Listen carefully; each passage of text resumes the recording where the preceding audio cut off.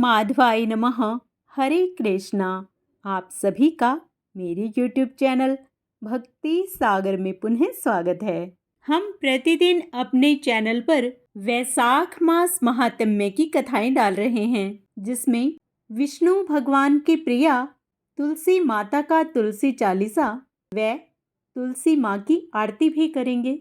आज के अपने इस वीडियो में हम वैशाख मास के महात्म्य का स्मरण करेंगे। कृपया हमसे ऐसे ही जुड़े रहने के लिए वे प्रभु भक्ति में लगे रहने के लिए मेरे चैनल को सब्सक्राइब अवश्य कर लें। वीडियो यदि पसंद आए तो लाइक एंड शेयर भी कर दें। वैशाख मास का महात्म्य प्रारंभ करने से पहले आइए वैशाख स्नान की एक और कहानी सुनते हैं। वैशाख मास पवित्र और पुण्यदायक महीना माना जाता है। इस मास में स्नान, दान और तर्पण का विशेष महत्व होता है। इसे धर्म, तप और पुण्य की साधना का मास कहा जाता है। कहा जाता है कि प्रातः काल ब्रह्म मुहूर्त में गंगा, यमुना, सरस्वती या किसी भी पवित्र जल में स्नान करने से सारे पाप नष्ट हो जाते हैं और मनुष्य को मोक्ष की प्राप्ति होती है। इस मास में भगवान विष्णु स्वयं गंगा जल में निवास करते हैं, इसलिए यह स्नान अत्यंत पुण्यदायक होता है। एक बार धर्मराज यम ने भगवान विष्णु से पूछा, हे प्रभु, कौन सा मास सबसे श्रेष्ठ है? भगवान विष्णु ने उत्तर दिया, हे धर्मराज, वैशाख मास अत्यंत पुण्यकारी है। इसमें सूर्योदय से पूर्व स्नान करने, भगवान की पूजा करने, तुलसी जल अर्पण करने और दान करने से मनुष्य को वैकुंठ धाम की प्राप्ति होती है। यह मास स्वयं मैं विष्णु रूप में प्रतिष्ठित होता हूँ। जो भक्त इस मास में स्नान कर मुझे अर्पण करता है, वह समस्त पापों से मुक्त हो जाता है और ब्रह्मलोक को प्राप्त करता है। अर्थात वैशाख मास में श्रद्धा और नियम पूर्वक स्नान, दान और तर्पण करने से भगवान विष्णु की कृपा प्राप्त होती है और जीवन में सुख, शांति व मोक्ष की प्राप्ति होती है। पुनः मन में भगवान श्री हरि का ध्यान करते हुए वैशाख मास का आगे का अध्याय स्मरण करते हैं। नारद जी ने कहा, श्री हरि की शक्ति अचिंत्य है। उनकी कृति में विद्वानों को भी मोह पैदा हो जाता है। विश्वामित्र आदि अक्षत्रिय थे, किंतु धर्म का अधिक अनुष्ठान करने के कारण वे ब्राह्मणत्व को प्राप्त हो गए। माधव मास के देवता भगवान श्री विष्णु हैं। इस मास में भगवान की कथाएं सुनने का विशेष महत्व है। पौराणिक कथाओं में कई महान ऋषियों का उल्लेख मिलता है। इनमें से एक हैं महर्षि विश्वामित्र। कहते हैं कि विश्वामित्र जन्म से ब्राह्मण नहीं थे, बल्कि क्षत्रिय थे। उन्हें राजा कौशिक के नाम से जाना जाता था। एक बार महर्षि वशिष्ठ से मिलने के कारण राजा कौशिक किस प्रकार महर्षि विश्वामित्र बने, आज मैं तुमको यह कहानी सुनाता हूँ। राजा कौशिक कुशनाभ के पुत्र और राजा गाधी के पुत्र थे। वे बहुत ही सहज और सौम्य शासक थे। राजा कौशिक अपनी प्रजा का बहुत ध्यान रखते थे। अक्सर वे प्रजा की हालात को जानने के लिए महल से बाहर निकल पड़ते थे। एक बार राजा कौशिक अपनी विशाल सेना के साथ जंगल की ओर निकले। बीच में महर्षि वशिष्ठ का आश्रम पड़ा। राजा कौशिक महर्षि वशिष्ठ से मिलने के लिए अपनी सेना के साथ वहीं ठहर गए। महर्षि वशिष्ठ ने राजा कौशिक और उनकी सेना की खूब आवभगत की।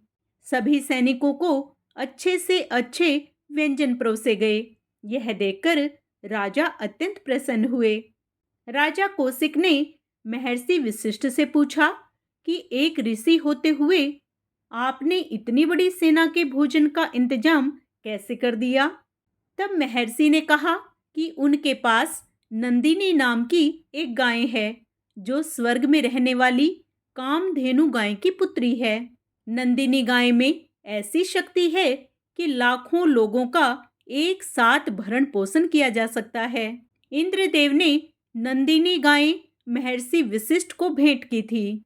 नंदिनी गाय की महिमा सुनकर राजा कौशिक के मन में लोभ की भावना उत्पन्न हो गई। उन्होंने महर्षि वशिष्ठ से नंदिनी गायें उन्हें देने की बात कही। इसके बदले में वे उन्हें मुंह मांगी कीमत देने के लिए भी तैयार हो गए। महर्षि वशिष्ठ ने नम्रता से राजा के इस प्रस्ताव को ठुकरा दिया। उन्होंने कहा कि वह नंदिनी गायें किसी को भी नहीं दे सकते। तब राजा कौशिक ने अपने सैनिकों को आदेश दिया कि उन्हें हर हाल में नंदिनी गायें चाहिए। सैनिकों ने महर्षि पर आक्रमण कर दिया। इसके बाद नंदिनी गाय ने विनम्र स्वर में कहा, महर्षि, आप मुझे किसी राजा को क्यों सौंप रहे हैं? महर्षि वशिष्ठ ने कहा कि नंदिनी, मैं तुम्हें नहीं दे रहा हूँ, बल्कि बलपूर्वक ये तुम्हें ले रहे हैं। इसके बाद नंदिनी गाय ने सभी सैनिकों को परास्त कर दिया और राजा कौशिक को बंदी बनाकर महर्षि वशिष्ठ के सामने पेश कर दिया। महर्षि वशिष्ठ ने राजा कौशिक के एक बेटे को छोड़कर सभी पुत्रों की मौत होने का श्राप दे दिया। जब राजा कौशिक अपने महल पहुंचे तो देखा कि उनके एक पुत्र को छोड़कर सभी पुत्रों की मौत हो चुकी थी। इससे आहत होकर वे राजपाट अपने पुत्र को सौंपकर जंगल में चले गए। उन्होंने कई सालों तक भगवान शिव की तपस्या की। भगवान शिव राजा की तपस्या से अति प्रसन्न हुए और उन्हें वरदान मांगने के लिए कहा।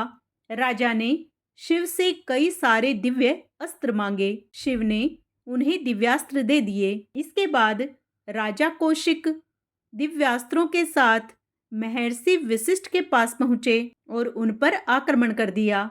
महर्षि वशिष्ठ के पास भी कई दिव्य शक्तियां थी। उन्होंने राजा कौशिक के सभी दिव्यास्त्रों को नष्ट कर दिया। फिर वशिष्ठ ने ब्रह्मास्त्र छोड़ दिया। इससे पूरी धरती पर संकट का खतरा पैदा हो गया।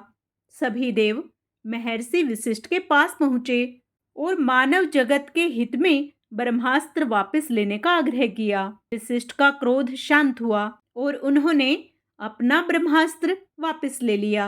दूसरी ओर कौशिक को एहसास हुआ, इतने सारे दिव्यास्त्र होने के बावजूद वे एक ऋषि से हार गए।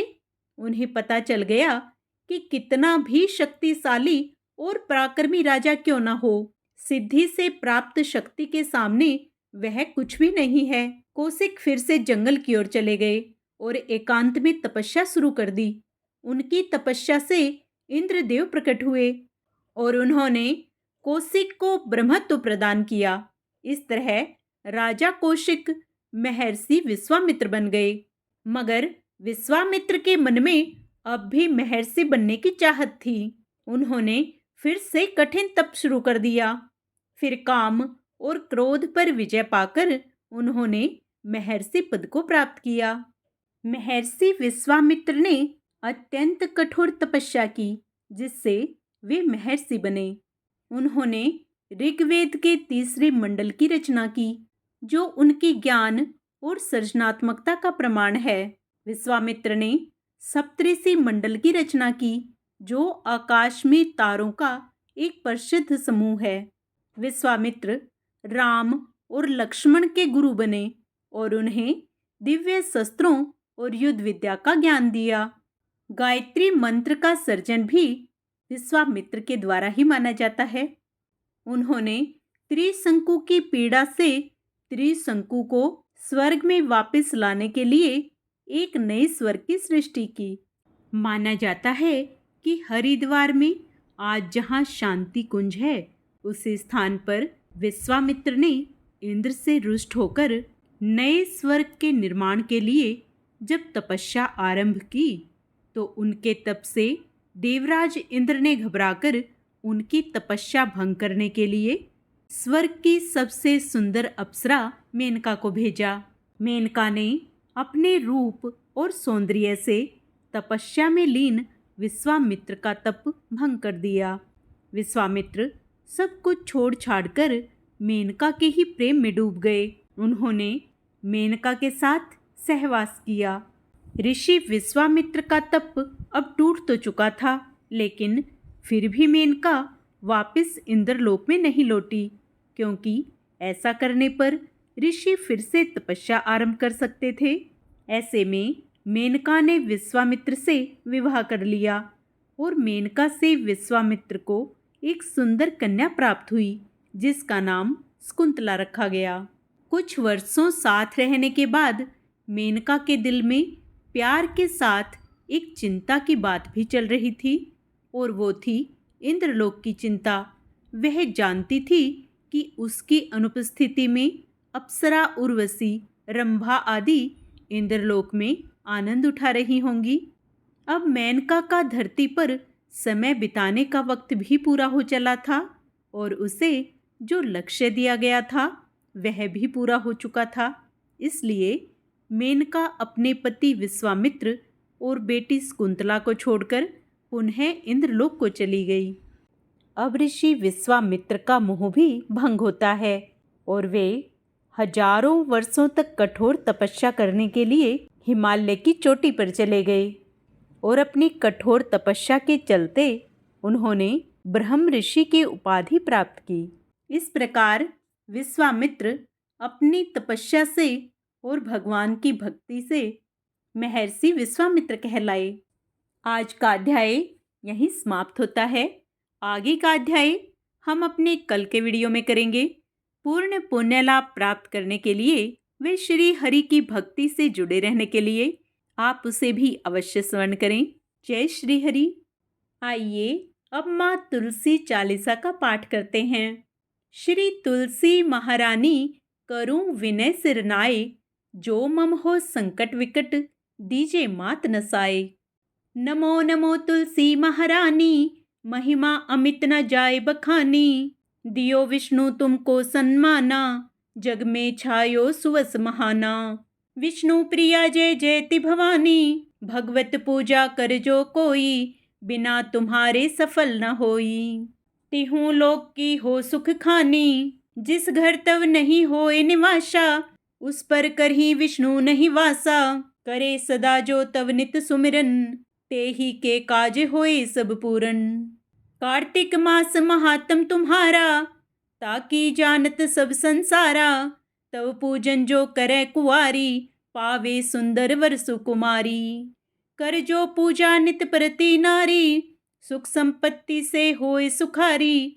वृद्धा नारी करे जो पूजन, मिले भक्ति होवे पुलकित मन। श्रद्धा से पूजे जो कोई, भवनिधि से तर जावे सोही। कथा भागवत यज्ञ करावे, तुम बिन नहीं सफलता पावे। छायो तव प्रताप जग भारी, ध्यावत तुम्ही सकल चित धारी। तुम्ही मात यंत्रण तंत्रण में, सकल काज सिधु होवे क्षण में। औषधि रूप आप हो माता, सब जग में तव यश विख्याता। देव ऋषि मुनियो तपधारी, करत सदा तव जय जयकारी। नमो नमो भव पारे उतारणी, नमो नमो परलोक सुधारणी। नमो नमो निज भक्त उबारणी, नमो नमो जन काज संवारणी। नमो नमो जय कुमति नसावनी, नमो नमो सब सुख उपजावनी। जयति जयति जय तुलसी माई, ध्याऊं तुमको शीस नवाई। निज जन जानी मोहि अपनायो, बिगड़े कारज आप बनाओ। करूं विनय मैं मात तुम्हारी, पूर्ण आशा करूं हमारी। शरण चरण कर जोरी मनाऊं, निस दिन तेरे ही गुण गाऊं। करहूं मात यह अब मोह पर दाया, निर्मल होए सकल मम काया। मांगू मात यह वर दीजे, सकल मनोरथ पूर्ण कीजे। जानू नहीं कुछ नेम आचारा, क्षमहु मात अपराध हमारा। 12 मास करे जो पूजा, तासम जग में और नहीं दूजा। प्रथम ही गंगा जल मंगवावे, फिर सुंदर स्नान करावे। चंदन अक्षत पुष्प चढ़ावे, धूप दीप नैवेद्य लगावे। करे आचमन गंगा जल से, ध्यान करे हृदय निर्मल से। पाठ करे फिर चालीसा की, स्तुति करे मात तुलसा की। यह विधि पूजा करे हमेशा, ताके तन नहीं रहे कलेशा। करे मास कार्तिक का साधन, है यह कथा महासुखदाई। सोवे नित पवित्र सिद्ध होई जाई। पढ़े सुने सो भव तर जाई। यह श्री तुलसी चालीसा पाठ करे जो कोई, गोविंद सो फल पावहि जो मन इच्छा होय। अब हम सब मिलकर विष्णु भगवान की प्रिया तुलसी माता की आरती करेंगे। तुलसी महारानी नमो नमो, हरि की पटरानी नमो नमो। तुलसी महारानी नमो नमो, धन तुलसी पूर्ण तप कीन्हो, सालिग्राम बनी पटरानी। जाके पत्र मंजरी कोमल, श्रीपति कमल चरण लपटानी। धूप दीप नैवेद्य आरती, पुष्पन की वर्षा बरसानी। नमो नमो तुलसी महारानी नमो नमो, हरि की पटरानी नमो नमो। 56 भोग 36 व्यंजन, बिन तुलसी हरि एक न मानी। सभी सखी मैया तेरो जस गावे, भक्ति दान दीजे महारानी। नमो नमो तुलसी महारानी नमो नमो, हरि की पटरानी नमो नमो। तुलसी महारानी